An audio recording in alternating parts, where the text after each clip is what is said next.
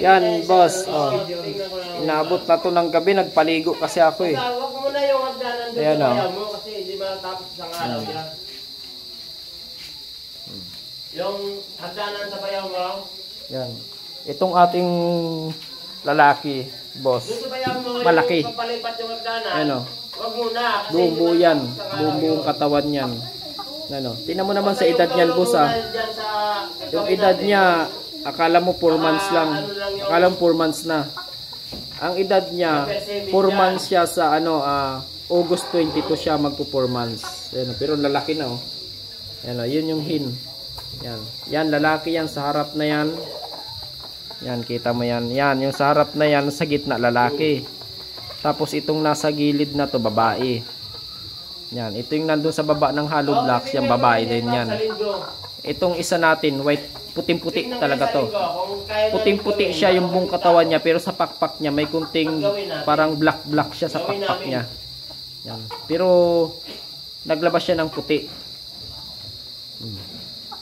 Ito yan, nagmana sa kulay ng ama. Yan. Ang ama nila, 3/4 white kelso, 1/4 red kelso, yung ama nila. Tapos yung hin naman nila, white kelso. Yan. Nakakapalabas ako ng purong puti. Yan. Ayun o. Tingnan mo. Pansinin mo, parang medyo basa pa sila. Yan o. Kita mo naman, boss ha. Ayan o. Ang lalaki. Mga malulusog. Maganda katawan.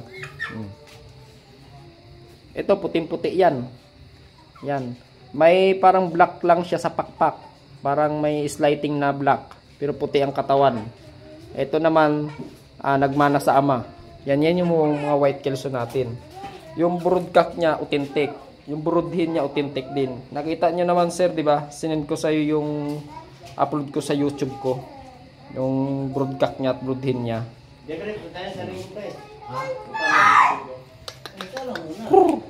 Yan. Ako muna pupunta na sa is. Authentic yan. Broodcock, broodhin nila. Authentic. Yung number 7 nga. Yung unit 7. Napakain ko.